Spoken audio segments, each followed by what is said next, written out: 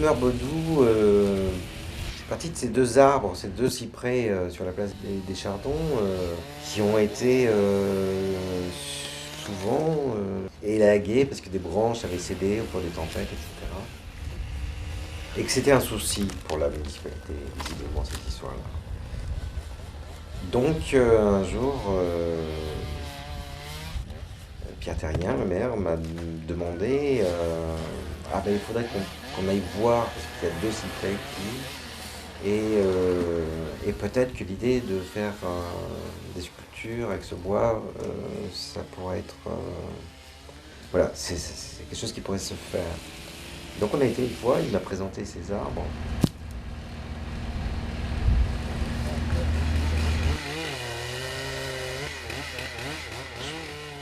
Alors je crois qu'il y avait vraiment aussi quelque chose de délicat avec ces bois, parce que ces deux arbres, parce qu'il y avait un attachement de la population très fort à ces arbres-là, et puis quelque part il y avait quelque chose d'identitaire.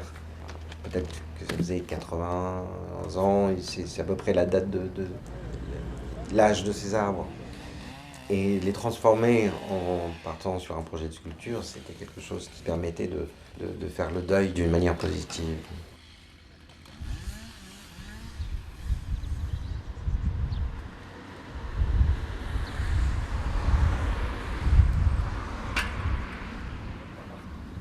Et je me rappelle de ce moment où, en regardant autour de moi, en voyant cette petite zone de commerce de proximité, et puis cette place du marché tous les samedis matins, il m'a paru une évidence. L'évidence de partir de c'est quoi l'environnement dans lequel on est. C'est quoi ce qui se passe autour. Et là, donc, l'idée euh, de ce marché sculpté est née.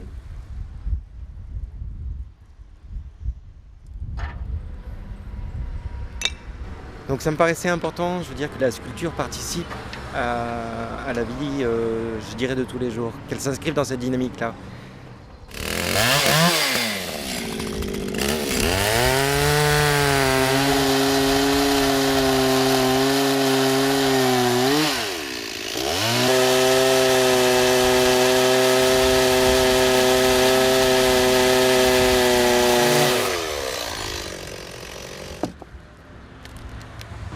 Et le cyprès est un bois quasiment imputrescible, donc rien n'est éternel, mais là on est parti quand même pour de nombreuses années. Ouais.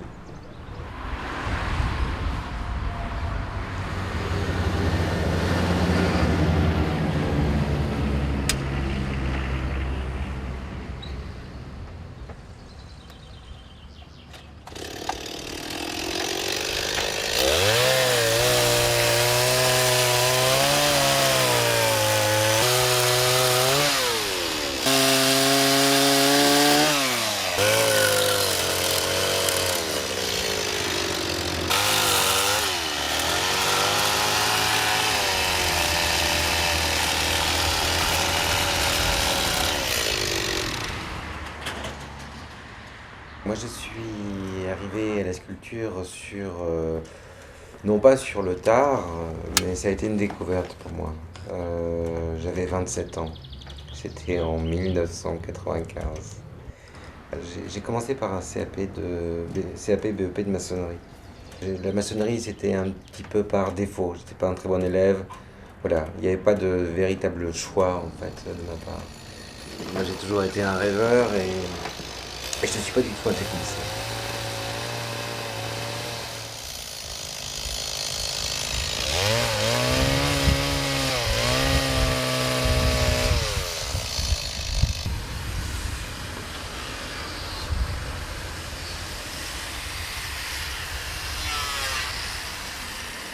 En janvier 1995. Je me suis mis en route, d'abord sur Belle-Île-en-Mer. Et la route m'a amené progressivement sur Paimpol.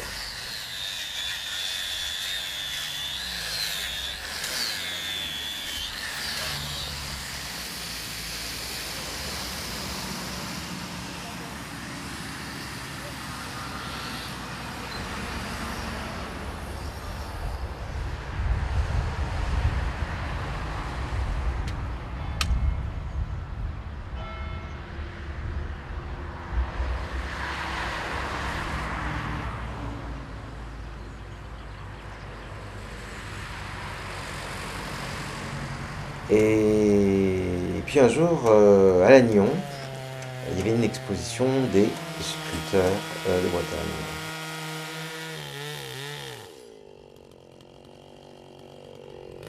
Et j'ai notamment vu le travail de Quito. Et ça m'a paru être un déclic. Ce lien avec le travail de la main, en l'occurrence c'était la pierre, il y avait des choses en bois, etc. Donc le matériau. Et être constructeur, mais constructeur de quelque chose dont on a la liberté d'y donner toutes ces règles à soi.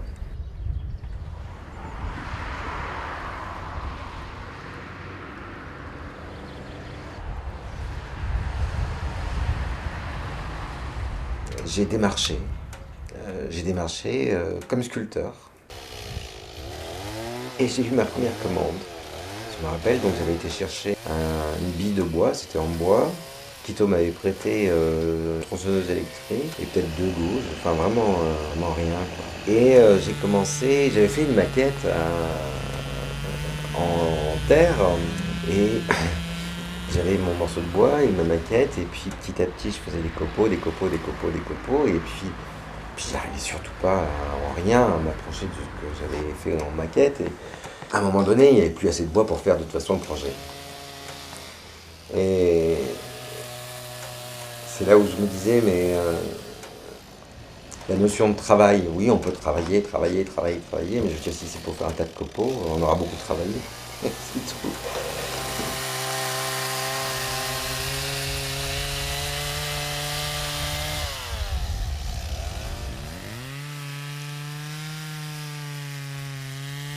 Et puis j'ai fait du porte-à-porte.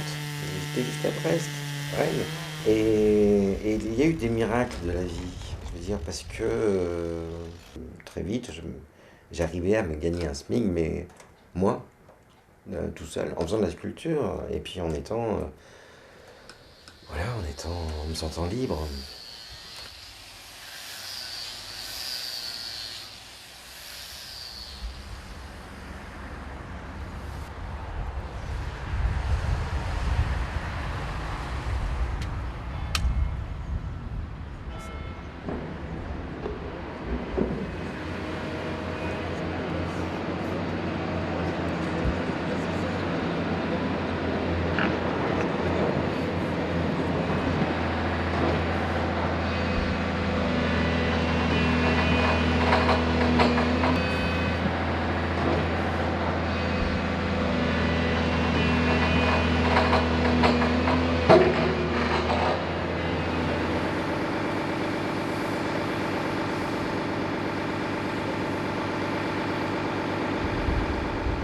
C'est un matériau qui n'a rien à voir, hein, qui a vraiment d'autres exigences.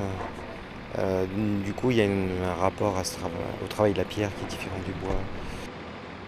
Pour moi, j'ai pour habitude, mais sans réfléchir, à aborder un petit peu les sculptures, et surtout les sculptures monumentales, sans trop savoir vraiment où je vais. Donc je fais pas de maquette.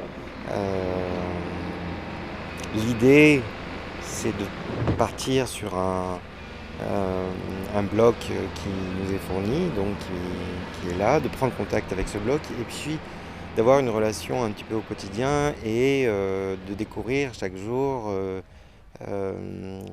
des directions possibles.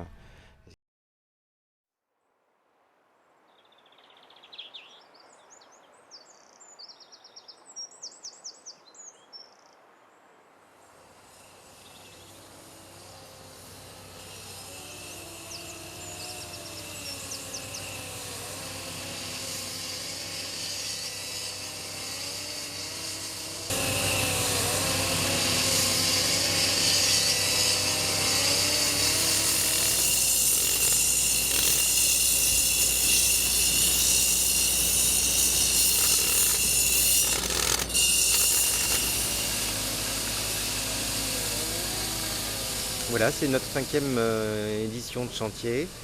Et aujourd'hui, avec les 9 sculptures qu'on fait, on sera à 36 sculptures de 4 mètres à environ. C'était l'idée de faire une sorte d'île de Pâques bretonne avec donc ces saints fondateurs de la Bretagne, saints celtiques pour la plupart, donc sculptés dans du granit breton. C'est des blocs quand ils arrivent à 20-25 tonnes. La première partie, c'est d'enlever les gros morceaux au perforateur. Donc déjà, je prépare tout ce que je peux au sol, ce qui est beaucoup moins d'effort qu'une fois la sculpture dressée. Dans 10 jours, donc tout le dégrossi sera fait. Donc on va la tourner au fur et à mesure à plat.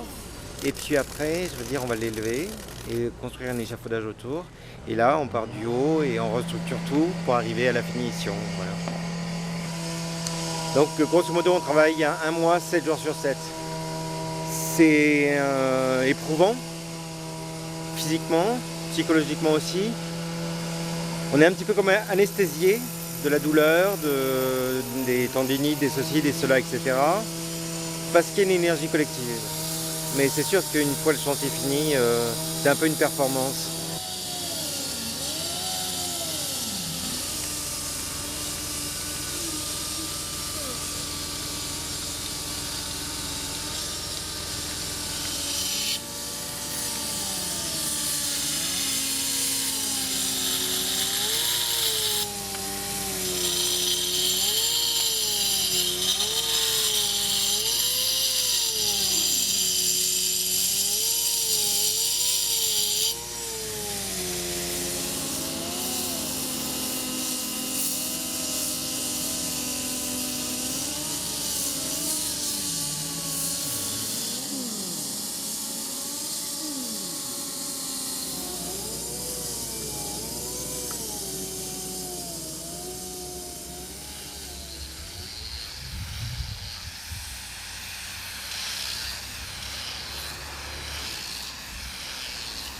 Le troisième personnage, c'est le premier personnage qui va s'implanter au cœur du marché.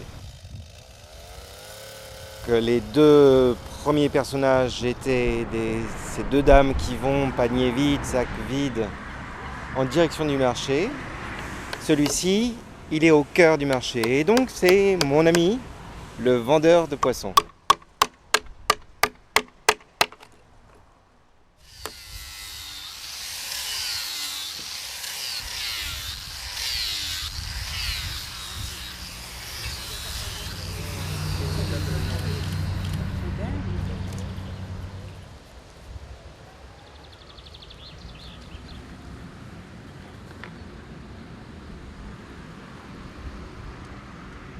J'ai choisi dans les fûts pour l'enfant celui qui était le plus endommagé quelque part, mais qui avait un diamètre assez important.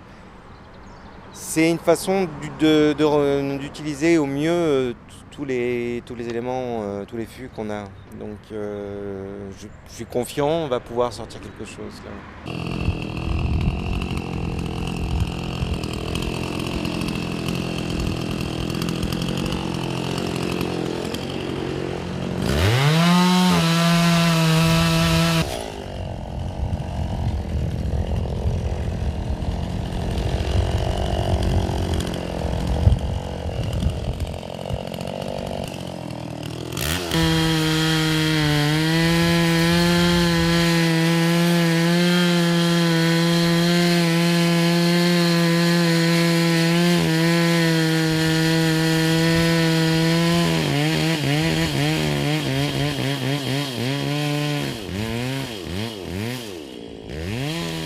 Quelle est la part de l'artisan et la part de l'artiste en moi. Ce qui est sûr, c'est que peut-être que la différence, c'est que l'artiste va laisser parler vraiment son imaginaire, sa sensibilité, son imaginaire, etc. Je veux dire, ça ne répond pas à des règles de construction, etc. Ça ne veut pas dire qu'il n'y a pas de technique, mais je veux dire, c'est pas ça qui prime au départ. Donc comment je me considère je me sens très proche des artisans, très très proche. Les sculpteurs autrefois, on les appelait des imagiers. Il y n'y avait pas cette séparation comme on l'a aujourd'hui des choses. Mais je suis à la fois artiste et artisan.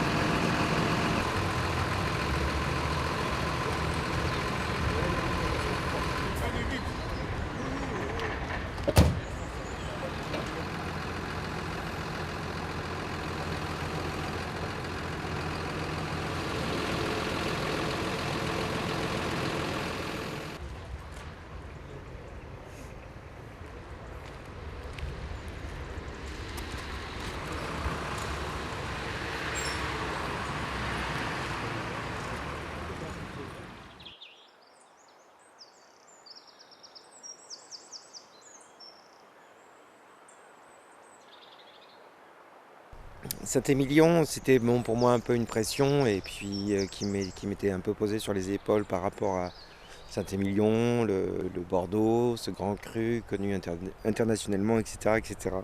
Moi, j'ai voulu vraiment rester dans cette pensée, je veux dire, d'incarner ce jeune moine de Vannes du 8e siècle qui, on dit de lui que c'était quelqu'un d'extrêmement doux et d'une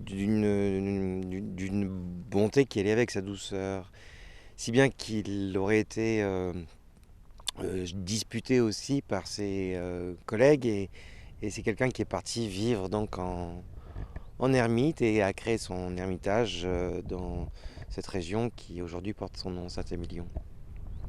Donc j'ai voulu vraiment l'incarner au travers d'un travail sur la sobriété, le dépouillement, l'idée de l'ermite. Donc il n'y a pas du tout de floriture. Voilà, donc sobriété et fluidité, verticalité, ces éléments-là qui sont importants pour moi. Ouais.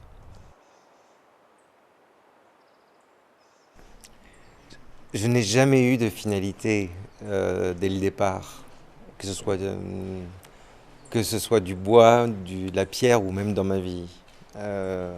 Aujourd'hui, je l'ai accepté. C'était pas toujours confortable parce que c'est une mise en danger. Voilà, vraiment, je sens que je suis fabriqué comme ça et donc aujourd'hui, je l'ai accepté et je l'embrasse même quelque part cette situation-là. Pourquoi? Parce qu'il me plaît d'être dans le renouveau. Et pour moi, c'est une succession de moments.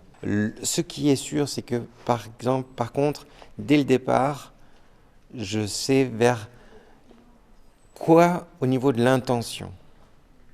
Comme les autres sculptures que j'ai pu faire sur la vallée des saints, c'est cette recherche, je veux dire non pas de faire un bonhomme, je veux dire qu'il soit un saint avec ses attributs, c'est beaucoup plus d'avoir une présence habitée de quelque chose qui prend racine dans le sol et qui va vers le ciel dans quelque chose qui apporte sérénité, réflexion, douceur. Voilà.